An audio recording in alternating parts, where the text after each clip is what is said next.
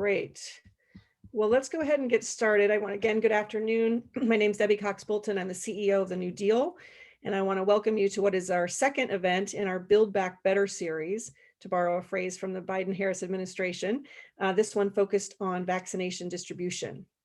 There's so much work ahead of us to rebuild America, from getting schools and businesses reopened in the short run to jumpstarting the economy, and certainly to addressing so many of the areas that COVID has shown a spotlight on in terms of longstanding racial inequities that need to be dealt with. Our goal, of course, needs to be not to return to some kind of old pre-COVID normal, but to rebuild an America that works better for everyone. And we're, of course, excited to be working with so many fantastic state and local leaders across the country to do just that. As we've known all along here, as we approach the 1-year anniversary of when life changed for all of us with lockdowns and everything, we know that the first order of business to returning to some kind of new normal is getting the virus under control. And again, state and local leaders, like so many issues, have been on the front lines of that vaccination distribution efforts. Of course, we're so happy right now that they finally have a partner in the White House with the Biden-Harris administration working to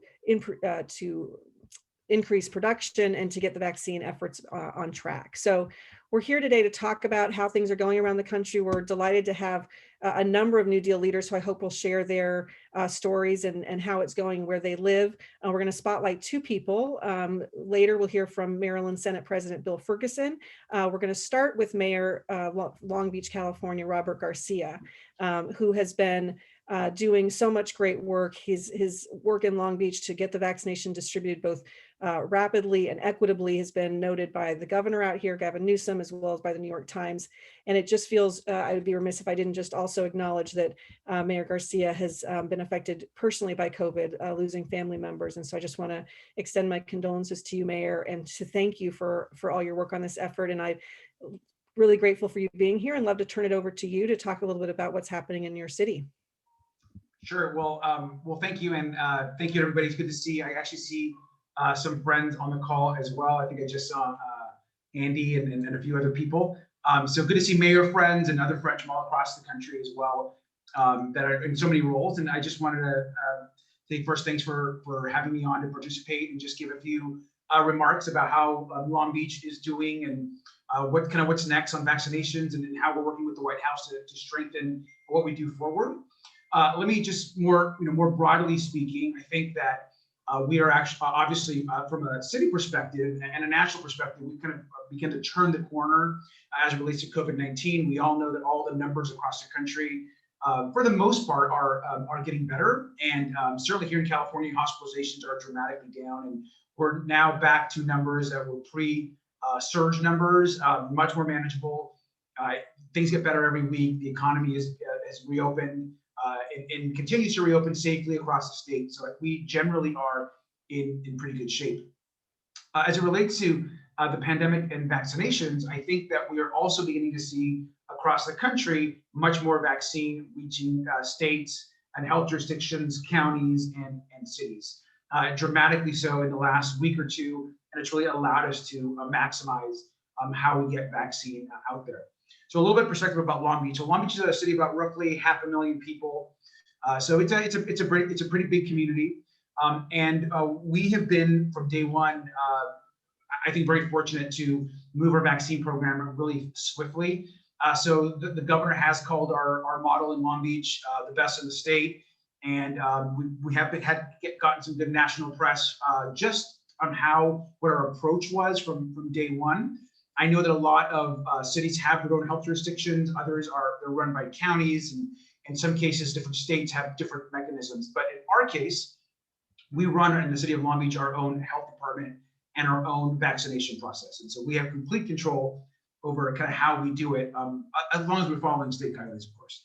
And so we a little bit of a kind of where we're at. So in Long Beach, as of today, the snapshot is we have about 70% of all 65 plus are done. We're the first jurisdiction to start people with disabilities, which we did yesterday. Our entire education system is done. So all public school teachers, independent schools, the university, and the community college, every single educator, for the most part, we've done almost every single educator has completely been vaccinated in Long Beach. Most teachers are on their second shot. And in fact, before we reopen public schools, which will open at the end of this month, every single teacher will have received both shots and have been inoculated with a 2-week period after the second shot. So I know that that's not the case everywhere, but as a former teacher myself and married to one, it was really important for me to get teachers vaccinated on day one and to make sure that they were all vaccinated before schools actually were open. So that's another big piece of what we've done. And of course, we're doing food and grocery workers. And our numbers have traditionally outpaced where the rest of the county, LA County or Orange County or neighboring regions have been as it relates to getting out vaccine. And for us early on, we made the decision, and I think the single best decision we made from day one is our approach was to try to run out every single day. And instead, oftentimes jurisdictions will get shipments of vaccine and then they'll have, okay, well, this week we got, 5,000 vaccine and we'll get another, 5,000 next Tuesday.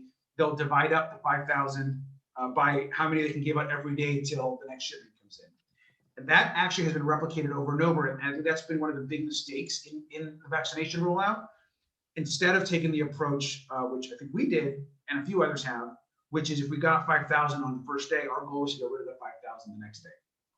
And I've on a few occasions, we've had to slow down our vaccination process and tell folks that we got to wait for more. But I'd much rather tell folks, save as many lives as possible that day with the vaccine than hold on to it for a week. And then that caused a lot of problems early on across the state of California. Things are better now. The governor's done a great job of kind of getting vaccine out the door a lot faster, and the state's now moved a lot quicker. But that's gotten us really the ability to move quickly. We also took some risks early on. We chose to not. We started the second dose. A lot of jurisdictions took the first dose and they took the second dose and then they held on to the second dose. We replaced as we went, and so we got everything we got. We gave out, and then as more vaccine came in, we would begin replacing the second dose with more shipment versus separating out the second dose from that very first batch. And that's riskier, and we took a risk certainly doing that, but we have yet to cancel. We don't cancel appointments, and all folks, everyone that's needed a second dose has received the second dose, and we've been able to manage that process pretty well. I'll just add also, I mean, for most of us, and certainly out here in California, today and yesterday are the anniversary of 1 year of dealing with the pandemic. If you can believe this, yesterday, Long Beach had its first case of COVID-19. With 7 days after that first case in Long Beach, and LA and Los Angeles had their case just a couple of days before. We went from 1 case in Long Beach on March the 8th, yesterday. 7 days later, we shut down the entire state of California. From an economic perspective, most all businesses, the lockdown went into effect. It was that fast. And as we reflect on this last year, it's really amazing to think about how much we've persevered and things are getting better. And I think the president has done a fantastic job. We've been in early conversations with the White House about how to get this COVID relief package out the door, which helps cities and states directly. And so I'm just grateful to have a president that is doing the right thing, that is out there getting us the resources that we need. And I would encourage everyone to really build a strong relationship with the White House because they're here to help us. Their Intergovernmental Affairs Office is amazing. A great Californian actually is leading that office, Julie Rodriguez. And so get to know her and the team as well. And so we're just very fortunate to be in a good place in Long Beach, and we have a great system. I wanted to say one thing about the American Rescue Plan, or the COVID-19 relief bill. That bill is literally going to save municipalities and states. In the case of Long Beach, it will allow us to completely replenish our reserves that we depleted from the pandemic. It'll allow us to eliminate our deficit. We could give $50 million out in small business grants. We're going to be able to strengthen our healthy community initiatives. So it's just so much for us to kind of rebuild our communities that we're just eternally grateful for. So I'm just happy to be here. I'm happy to answer any questions if there are any. But I think now is our time as leaders to push that Biden agenda and implement it at the local level. and share the success of those plans, and then always link it back to what the Biden-Harris administration are doing. So I'm happy to be here. Great. Thanks so much, Mayor, for that. And I just want to echo what you said about the White House, and they have proactively reached out to NewDEAL early on to work with our leaders across the country. Julie and her team have been fantastic. And so just for those leaders who are on this call, please know that we're in really great constant contact with them. And if we can be helpful in making those connections, or if there's questions, to let us know to do that. But I would love to open it up for a couple questions or comments for Mayor Garcia before we turn to a couple other leaders who are ready to share some information with us. So if you want to use I think let's use the hand emoji, whatever we call it, if you want to say something, just so I can call on people. But while you're thinking about your question, maybe Mayor, I can start with one. You referenced this a little bit, but in terms of thinking about the equity piece of this and how you were going to make sure that different communities who might be reluctant to get vaccinated, I know that's a question we've gotten from a lot of our leaders over the first weeks and months of the vaccine. How did you handle that, and do you have any best practices that we should be aware of on that front? I think two things. I think one is the equity piece is actually very complicated when it comes to COVID, and for two reasons. One is obviously you want to reach hard to reach communities. I mean, communities of color, communities that are having a difficulty. Maybe it's a broadband issue, it's a connection issue, it's getting an appointment. So that all exists. So that all exists within all of our communities. And so planning clinics like we have in Spanish or in Khmer, or going to African American churches, which we set up mobile clinics in African American churches, which has been very successful for us. Also, we have special programming for folks that are undocumented to ensure that they understand that they're not afraid, they don't have to produce any information.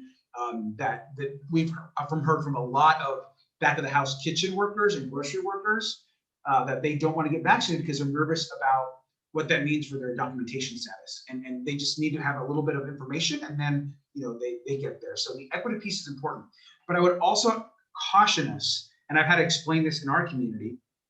So Long Beach is a very multi-ethnic, multiracial city, and we have all big populations of everyone, but we also have our over maybe 55%, maybe close to 60% of our 65 plus population is white, because our older population typically in cities tend to be whiter, and our younger populations tend to be more communities of color.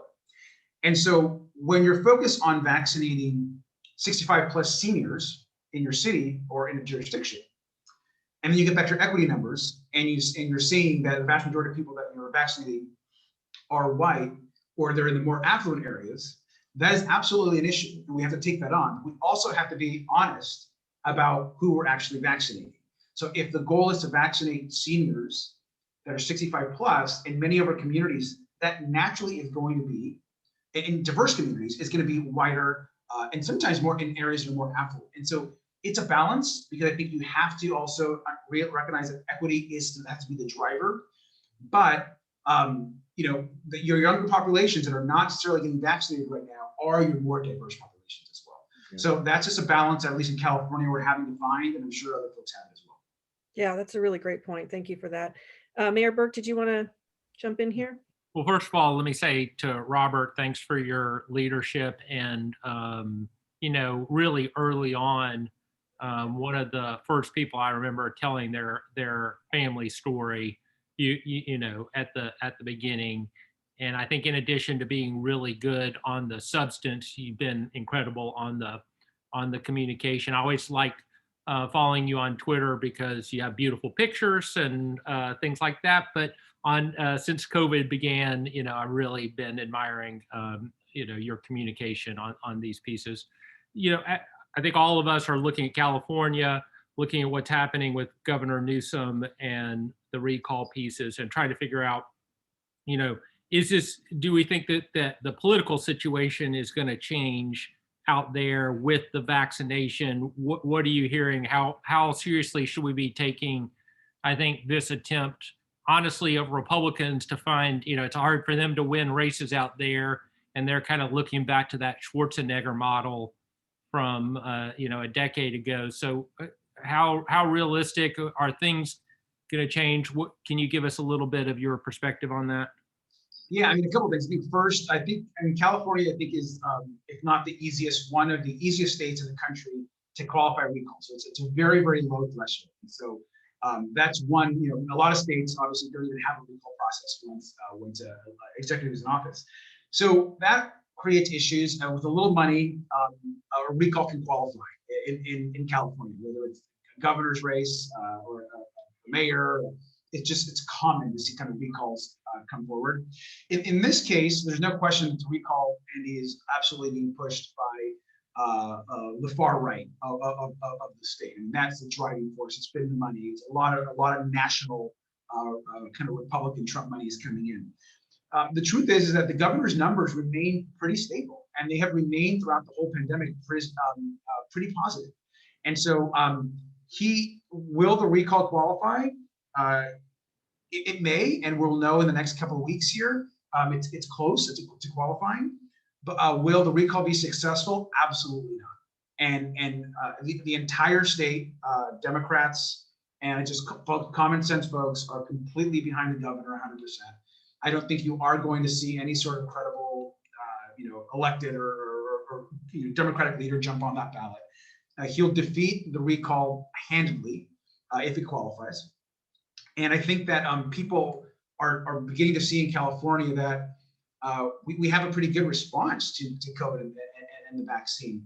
I mean, as a state, certainly we've had some unforced errors that have been made, I think, to fuel some of the issues. But now I think things are under control. And I mean, the governor is managing the largest state in the country. It's a country, it's its own mini country. And with that comes a lot of hard decisions that have to be made in the state. And I think he's done a really, really great job. So I'm a huge supporter of his. Tonight is his State of the State speech. So it'll be a great opportunity for him to share all the good news. And if the recall qualifies, you can believe that all of us will be working to defeat that every single day. Thanks so much, Mayor. And as a Californian, I couldn't echo that sentiment more. And Laura's also we've got a good California representation on this call today. So thank you. I do want to, Andy, while you have the floor here, I know you have some thoughts on what's happening in Chattanooga on the vaccine. Love to hear from you. And then we'll turn to Senator Ferguson after that. And Mayor Garcia, I know you've got a hard stop at some point. So when you do have to hop off, just, we know that you need to do that, but appreciate you being here. And if people have questions for you, are they able to contact your office about if they're trying to emulate anything you're doing? Great. Absolutely. Yep. Great. Thank you. Mayor Burke, you want to tell us a little bit? I'm just going to be really quick. I know the only thing unlike Robert, we don't have the health department. And so our main piece has been information and advocacy. That's where we've really tried to make our mark. And if Katie, you could pull up just as one piece of this, and we were talking about these equity pieces. So we put together a COVID-19 community task force, and we've been meeting every Tuesday at 11 for a year. And part of that was to put together a community testing subgroup, which has now switched to vaccinations. And we also had a subgroup on data. And so you can see the subgroup on data subcommittee on data has put together this COVID-19 vaccination page in our county, allowing us to break this down. And the most important thing for us is that we're not always on the same page as the county. We haven't been on the same page necessarily as the county from the first moment. And this allows us to try to at least center on the facts as we talk about the places that we're not seeing enough vaccine distribution. That is significantly improving. On top of that, we were able to use this information to apply for a large grant from the Blue Cross Blue Shield of Tennessee Foundation, and that they are funding us with several $100,000 to get out more information about vaccine. And so, like, building that table, getting everybody there, trying to put forth data, get everybody focused on the facts, understand what the equity pieces are.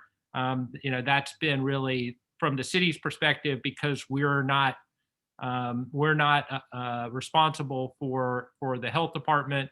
This has been our way to contribute. That's great. Thanks, Mayor. I'm not surprised, given our recent conversation with the podcast about your open data work, that you're doing a good job on open data for the vaccine as well. But this is really helpful. Thank you. And if people are interested in this piece of it, Andy, I assume they can reach out to you directly too if they're interested in doing something similar. Yeah, and Katie can go on and just drop that in the chat box, and that way anybody can click on it if they want it. That sounds great. Thank you. Thank you. Let me turn to Senator Ferguson, if I can. I know many of you know Bill is this Senate President in Maryland, and he's here to talk about the vaccine distribution effort. He stood up a vaccine distribution advisory board early on, so excited to hear about those efforts. I would be remiss, though, not to also mention that the senator was instrumental in recently passing a big bipartisan COVID relief package, which was really a model for the country at the state level. So I want to congratulate you on that, and love to hear from you, Senator, about how it's going in Maryland. Well, thank you, Debbie. It's always great to be here with NewDEAL. It's always some of the best people in hearing from Mayor Burke and Mayor Garcia. Certainly there is a unbelievable expertise here, and I'm glad I was able to jump on earlier because I'm interested to hear how executives are approaching it from a different lens. We are taking the legislative view, and so we sort of had a unique opportunity. Our Secretary of Health for statewide resigned on December 1st, so right before the vaccines were first approved, and so a new acting secretary was named on December 3rd, and so it was subject to Senate confirmation, and so that gave us this moment in time that we probably normally wouldn't have, in some level of leverage to change a process. So we took a bit of a risk. And so instead of doing a traditional confirmation process, we said, the most important thing happening in state government right now is the distribution of these vaccines to make sure it's done efficiently and equitably.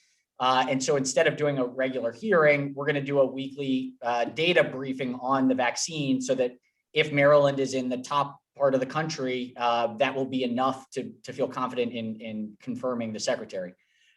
We are a supermajority Democratic legislature with a Republican governor. And so there are a lot of temptations to sort of have a lot of politicalization of things. We've been trying to avoid that as much as humanly possible when it comes to the vaccine, to COVID overall.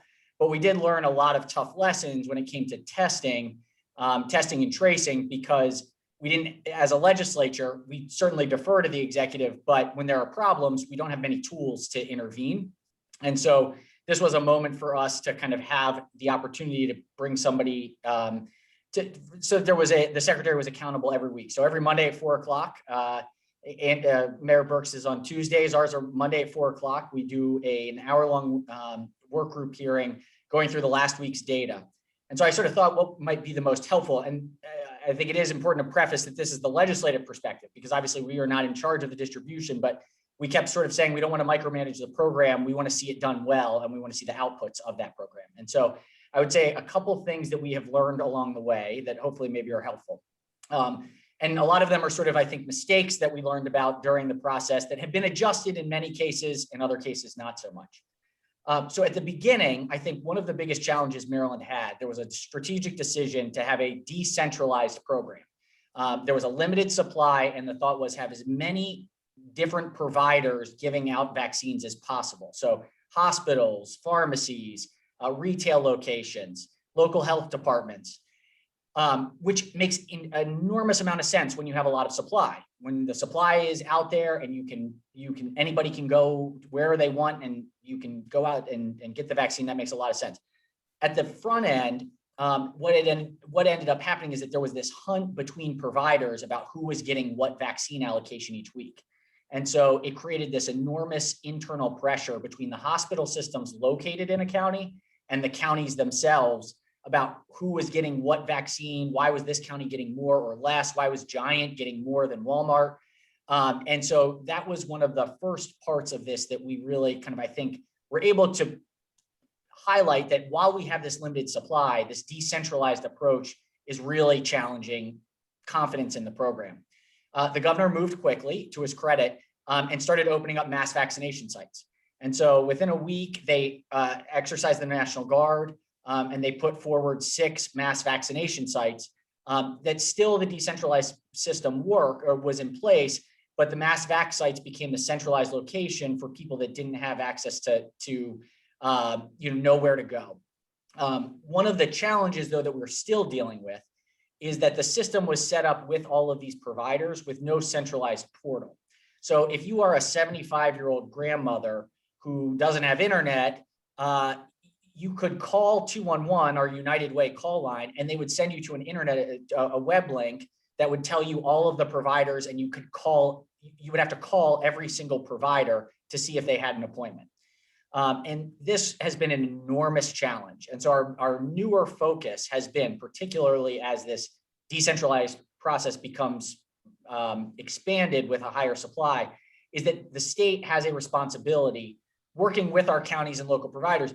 There has to be one clear place that people can go for information. That is essential for the sense of confidence. And so they entered into a contract and has launched a 888 MD GoVax phone line in which people can now call in and schedule their appointment. It is largely for these max vac sites, but they can also help with some of the local jurisdictions. And so this call line has been an enormous benefit. It's been open for about 2 weeks. And I think they said they had 650,000 calls already. And we have about 6 million people in Maryland. The 1A and 1B in our plan were about 1 million, 1.2 million. Adding in 1C, which is sort of the full phase 1, takes that up to 2 million. So this would be sort of second level problem, or problem number 2. We opened eligibility too early. I think there was a lot of pressure to go from under 75 to go between 65 and 75. So we were in 1A and 1B. 1B had educators, it had the 75 and older, it had healthcare workers, but there was a decision made to go from 1B to 1C well before supply increased. That created an enormous challenge because we had a decentralized program with way too much demand and way too much eligibility. And it just became this massive vaccine hunt. It was like it still is at times kind of the Hunger Games of vaccination. And so there has been a Facebook group called the Maryland Vaccine Hunter Group that now has 65,000 people in it. And it's these amazing folks who will stay up all night helping elderly people to register for them. It is mind-boggling to me that has to be created, but it's a testament to the kind of human spirit of we want to help others. And so these volunteers have sort of stepped in. Now with this centralized call line and mass vac sites, the problem is getting a little bit better day by day. The next sort of realization was around transparency, data, and equity, which all sort of run together. We learned during the testing phase, it was just very difficult to get information. So from the very beginning of this work group, we made it abundantly clear that the single most important thing we wanted was the regular data updated week by week, day by day, if possible. And again, to the administration's credit, they have now created this dashboard that we get updated every single day of who has received vaccines, how have they, who's been distributed to, who has been administered to. And it is really a much more transparent process. But what we've seen is that we've had huge equity gaps. So we're at about 16.5% of Marylanders as of today who have been vaccinated with at least 1 dose. I just saw a news article that for Johnson & Johnson, we are higher in one of the highest states in the nation. We are not that case for Moderna and Pfizer, the 2-dose vaccinations we've been well behind. But our older Black and brown Marylanders have not had the same level of administration as white Marylanders. And I think Mayor Garcia pointed it out. There is an issue when you have an older population, it can create a disparate impact around eligibility. And that played out in Maryland. The other issue is that since we gave it to hospitals, our hospitals we have 11 hospitals just in the city of Baltimore, and their hospital staff are generally younger. And generally whiter than the population as a whole. And so that really started to distort the data. We've now been able to push, and the governor recently released this equity plan, and there's 3 pieces of it that I think is a good summary of the big challenges. One is trust, two is technology, and three is transportation. Trust has to do with vaccine hesitancy and just counteracting narratives of concerns about the vaccine, the health impacts, who's getting it, who's not getting it, just concerns out there. And that's more of a marketing issue.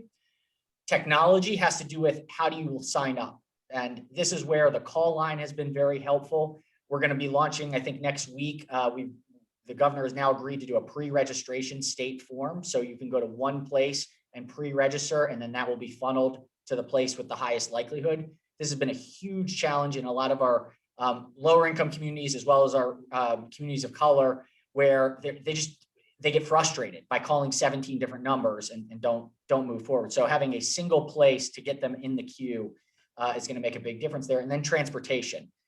Again, decentralized will be great when we have supply, but these mass vac sites have been a benefit, but people have to be able to get to them. And we have not, this challenge is still an ongoing one. Hopefully supply continues to get better and we can see more local pharmacies and primary care. But I would say the trust, technology, and transportation are the three biggest hurdles. And we're trying to work with community partners. Mayor Garcia sort of covered a lot of this, mobile vaccination sites. All of that becomes a lot easier when supply increases. So those are sort of the big things that I would say, that the centralized versus decentralized, the transparency in the data as it relates to equity. One last final point is that this vaccination oversight work group was bipartisan from the start. So we had Republicans and Democrats on it, which we really wanted to make very clear. This was not a sort of gotcha exercise. We're going to hold you with very, very high expectations. We think the people of Maryland deserve it. This is not a Republican or Democratic issue. This is just about Marylanders getting vaccinated. And I think that's helped enormously to avoid kind of dismissing concerns because it's been focused kind of on the health of Marylanders above all else. And that's been to our benefit, I think. Fantastic. Thanks so much, Senator. That was super helpful information. And you raised so many important issues about, I love your trust, technology, transportation framing of that. I think we've got about 10 minutes left. So I'd just like to open it up. I see Loran Osley from Florida, Laura Capps from here in Santa Barbara, California. Love to have either of you hop in on what's happening in your neck of the woods, and anyone else who's not on video who wants to, or who's on video who wants to, just raise your hand and either to ask Senator a question or just to share with us what's happening or concerns that you have where you are. Laura, yeah. Yeah, my actual hand. I'm so thankful to NewDEAL for having this conversation. I've been obsessed with vaccinations and trying to get school staff vaccinated. So Senator Ferguson, all of the things you're saying about having one site, all the centralized, a task force, so much of that hasn't happened in our county where Debbie lives as well. And I just wanted to put out the notion of, some sort of formalization. I think when we look back on this pandemic and all of the things that we could have done differently, making school staff essential workers, to me, is a policy idea that needs to be towards the top. I don't know what form that takes in terms of, is that county, is that state, is it all of the above, is it federal? But when those CDC guidelines came out for prioritization of the vaccine, I wish I'd had the foresight to fight then to make sure that school staff were in that first tier. I didn't, and now we're suffering because we're in the position as a school board. We're taking these tough, heart-wrenching votes to open back up, and yet our teachers aren't vaccinated. And I wish Mayor Garcia was still on, because I just want to thank him. When the New York Times focused on Long Beach, which is just about 2 hours south of where I am, I sent that to every elected official I knew of, okay, they're doing it down there, why can't we do it here? And it's just been such an essential piece to our economy, getting our schools back, and the vaccination piece with school staff has just been this glaring, I think, oversight, and now getting rectified. But I applaud everyone who's doing it, and I just would put that out there for NewDEAL members like myself. We need to make school staff essential workers in whatever formal way we can going forward. Yeah, thanks, Laura. Super important point. Lorraine, I don't want to put you on the spot, but I do want to give you an opportunity if you want to say something. Yeah. Well, no, I mean, that everything, I sort of echo everything that everyone else has said. I mean, in Florida, our teachers have been in the classroom. They never left the classroom, really. I mean, we went back, this at the beginning of the school year, and we just opened vaccinations to teachers under 65 like 2 weeks ago. So these guys have been in the classroom teaching little kids, and it's it is completely political. It is, the focus has been on people over 65 and period, end of story. And frankly, opened up to Publix and CVS in more affluent communities, and not in the communities that as we've discussed, are there's hesitancy, there are transportation issues. We have transparency on our data, but it doesn't have percentages. It doesn't have like Andy, yours is really helpful, and because it really gives you a picture. Ours just throws the data out there. 3.5 million Floridians have been vaccinated. And some of those are just first doses of 21 million. But it's very, the inequities are glaring. And so my focus has been, my community is, I represent Tallahassee. And so we're small enough that we, 250,000, so that our health providers have all banded together, and we're working really hard with our federally qualified health centers. And I feel pretty good where we are here. My neighboring county is the only majority minority county in Florida, and it's one of my 11 counties that I represent. And they're getting everything they can out the door, but they're not getting the same percentage of vaccine as others are, because there's no hospitals there. So it is really, I mean, I am really struggling to try to figure out how to be very creative about addressing that equity issue. We're talking about mobile units. We're talking about, in Gadsden County, there's not even like a mega church. There's 300 small Black churches of 25 to 30 to 50 parishioners. So that's not even really a solution. People have talked about, the high holidays coming up, both in in Jewish communities and in historically, in Christian communities with Easter and Passover. And, is that an opportunity? Food distributions. I've been told that logistically it doesn't work, because you have the 15-minute waiting period, and the sites have to be too big. But should we try to figure out how to make it work? Those are the kind of questions that I have. So I'll leave it to you. Thanks, Senator. Appreciate it. Anyone else? A hand or a? And Senator Osley, I'd be interested from you just real quick. I know that your governor's taken some heat for the inequities that have come to light. Is that, I mean, I hear what you're saying about your own challenges within your district, but I mean, do you feel like that because the spotlight is on it in Florida, that there's going to be some changes on the equity piece? Do you feel like there's that momentum, or not really? Is that an outside perspective? Y'all know these. Do you know this guy? I mean, he doesn't care. He is happy just being Trumpy and going into the white neighborhoods, and I really, and then doing a pop-up at a Black church every, a couple places around, and then they can point to that as their, oh yeah, we're taking care of it. But and by the way, having a website that's not completely transparent, so you can't call them on it. They'll just show a bunch of pictures of being at that Black church last weekend or 3 months ago and point to that as their equity. I mean, so we have to be vigilant in asking, when we can't get legislation passed or require it. I mean, we just have to be vigilant in making public, being very, very public about it. Yeah, fair enough. Can I add on to that? I think a great point on this, because on the equity question, there's been a lot of pointing to say, well, there's a lot of vaccine hesitancy in communities of color.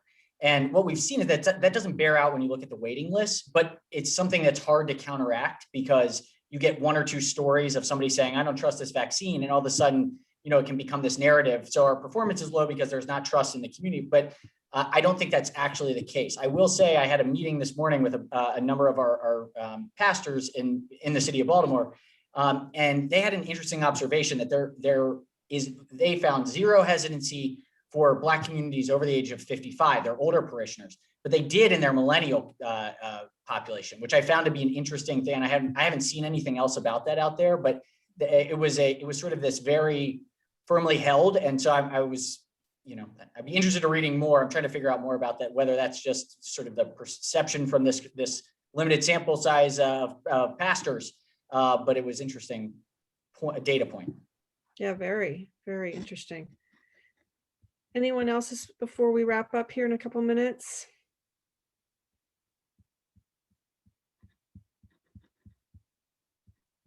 All right. Well, I guess I just want to say thank you to everyone for, oh, wait, I see Ted. I'm sorry, Ted. Did you have your hand up and then I almost skipped right over you? Please. That's okay, Debbie. Thanks for having me. I feel like, and I'm Ted Katsubas, by the way, with Anthem. We're known as a whole bunch of different things across the country, but we're in all of your states. I feel like we're missing out on a huge piece in this vaccine distribution, just to ask how people are doing, right? Like we get them in as fast as possible. We vaccinate them. We follow up with them in a few weeks, but we don't ask them how they're doing, how they're feeling. And we know that there's a huge concurrent mental health crisis happening right now in the midst of these vaccination drives. So I'm wondering, because you're all on the front line, what strategies are you thinking about in addressing this co-concurrent pandemic, really, of mental health crises, PTSD, some people report having in the last several weeks. So just curious, I know it's not particularly directly on vaccine distribution, but I think we're missing a huge opportunity to meet people where they are when they do get the vaccine. It's a great question. I wonder if anybody has thought about that or doing anything on that. Senator Ferguson. Go ahead, Lauren. When I was standing at the vaccine site on Sunday, I'm watching these cars that are shut. We're going pushing them through so fast, and there's people in the car, like older people in the car by themselves. Not everybody's thrilled about getting a shot. You're happy to get the shot, but it's a little scary. And at the outs, it's a really good point, Ted, because I don't know that we are that is even in our thought process at this point. Yeah, I'm going to echo that. I've been volunteering out at the vaccine clinic, and I'm going to mention that to some doctors, because especially during that 15-minute waiting period, there's all these volunteers kind of hanging around. The job I've had, which is awesome, is greeting people, but they're so frazzled, most of them. They're like trying to put the car in park and, elderly. So I really appreciate that point. We should be using this golden opportunity to sort of check in, especially if we're a clinician. I'm not, but the clinicians who are there. So thank you for that. I guess the problem for us is that the clinicians are like contract workers from somewhere. Half of them aren't even from Florida, so there's not a connection there. I was going to add that it's like so obvious, and I can't believe I've never thought about it. Like, you have a captive audience for 15 minutes. Like, why are we not showing it? So I will be following up on that this afternoon. Perfect. Great. Well, thank you, Ted, for raising that. And I will, if we see anybody else that we see around the country doing something on that front, we'll certainly share it with everyone. So again, I want to keep it to the time we said. I really want to appreciate Senator Ferguson and Senator Osley. Laura, thank you for being here, and the two mayors who've hopped off. But we'll continue to be talking about this, the vaccines, as well as all of the other issues we talked about at the front in terms of building the country back better on the policy front, the economy, social safety net, everything else. We have a lot of work ahead of us. So thanks for being with us today, and we will see you soon. Take care.